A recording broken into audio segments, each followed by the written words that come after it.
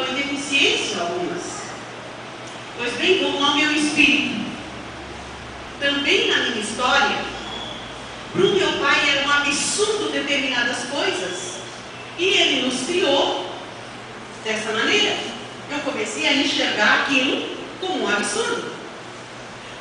Para o outro, não era isso, não tinha significado nenhum, porque ele não se alimentou desses acontecimentos. Por exemplo, tem pessoas que se revoltam quando vê alguma coisa, e outros olham, vejam, mas não ficam revoltados. É a minha maneira de ver as coisas. Por exemplo, se a gente trazer aqui uma gravura, eu não trouxe por causa do tempo assim. Se a gente for uma gravura, tirar 3 pessoas da sala e chamar uma por vez, cada uma vai fazer uma leitura daquela figura que viu. Uma leitura diferente. Por que vão fazer uma leitura diferente? Pode até assemelhar-se em algumas coisas, mas cada um vai ver algo que o outro não viu. Porque eu projeto nos meus olhos o que está dentro de mim. Eu projeto. Então a minha maneira de ver as coisas é única, exclusiva minha. Existe até países que a impressão digital é tirada pela íris do olho, porque é tão exclusiva e é própria minha. Então eu tenho que conhecer a minha história, a história do meu pai, da minha mãe, até para reconhecer em que meio que eu fui criado, o que alimentou a minha história durante esses anos que eu vivi. Então tá, eu me conheço, eu sei tudo sobre mim. Agora eu vou saber por que, de repente, que uma criança que foi rejeitada pela mãe, ela tem muita dificuldade de sentir-se amada. Quando a mãe engravida, mães aqui novinhas, muitas ainda não tiveram filhos, né? Outras pode estar. Tem alguém grávida aqui? Quando a mãe sabe que está grávida, a reação que ela tem, a criança sente. A reação do pai, a criança sente. Ela já está ali, ela está pronta. Tudo que a gente quer é ser sempre, não é?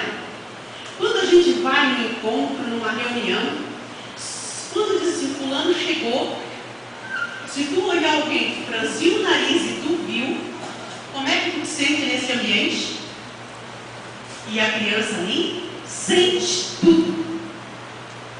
Então depois, por isso que a gente cresce com algumas dificuldades, com alguns. Então, se eu não conhecer a mim, por que eu reajo assim? Né? Eu vou ter muita dificuldade no meu relacionamento com o outro, porque o problema é meu. E eu às vezes projeto no outro. Eu quero que ele supre aquela minha deficiência. Então eu primeiro conheço bem a minha história. Se eu fui rejeitada, sei. Lá pela minha mãe, por que será que ela me rejeitou? De repente, será que ela tinha condições? Em que situação estava o casamento deles? Para eu primeiro perdoar a minha mãe e apagar aquela mancha, aquela marca que ficou na minha vida. Depois, eu tenho que conhecer o outro. Eu preciso primeiro me conhecer, depois conhecer o outro. Se eu conheço a história dele, tudo, por que ele reage assim, eu não vou implicar tanto com ele. Por exemplo, um acontecimento conosco. Eu me criei no interior, onde a gente tinha que trabalhar na roça, chegava em cima da hora para tomar banho e para viajar 3 quilômetros a pé para chegar até a escola. Se reprovasse, o castigo nosso era tirar da aula e só ir trabalhar na roça. Então a gente chegava em cima do horário, tinha que fazer tudo correndo, tudo às pressas. Porque se eu chegasse tarde, eu ia perder uma parte da aula, e se eu ficasse para trás, eu podia reprovar e o meu castigo era sair da escola. Eu aprendi a fazer tudo rápido, tudo rápido. E eu casei com o Rogério, e era tudo devagar. Porque na casa do Rogério era diferente, era tudo homem.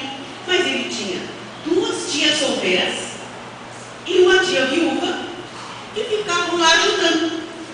Olha, tinha uma para coçar as costas e outra para fazer amassar nas pernas. Exagerei, né? Mas faziam tudo. E ele tinha todo o tempo tempo do mundo para comer. E a gente casou, nós dois trabalhando fora, trabalhávamos juntos, a gente chegava no trabalho, colocava a comida na mesa, né? E eu terminava de comer, eu vinha para lavar a louça, para voltar para o trabalho e deixar a pia limpa, e o Rogério mastigava 70 vezes cada. É o certo, né? Mas eu ficava ali, né? E querendo pegar na cadeira. Até que a tia dele disse, ele sempre, uma tia de idade de passear em casa, ele sempre foi assim, com essa calma.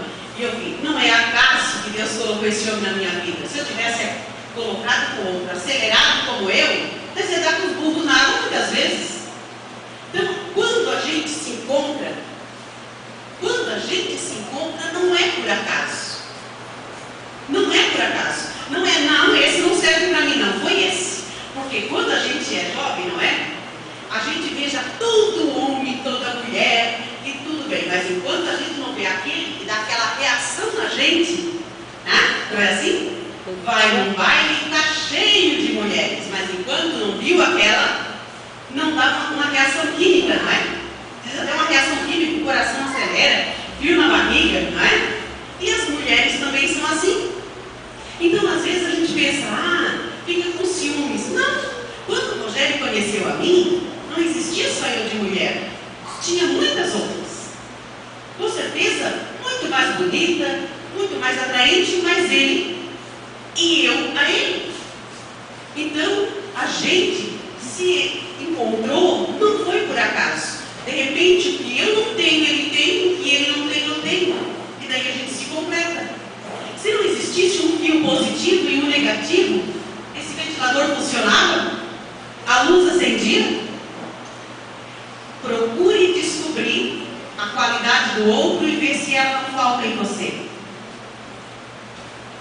E às vezes a gente quer ver no outro é o defeito, né? Parece que a gente trabalha no controle de qualidade, né? Atirar pedra, o evangelho de hoje, né?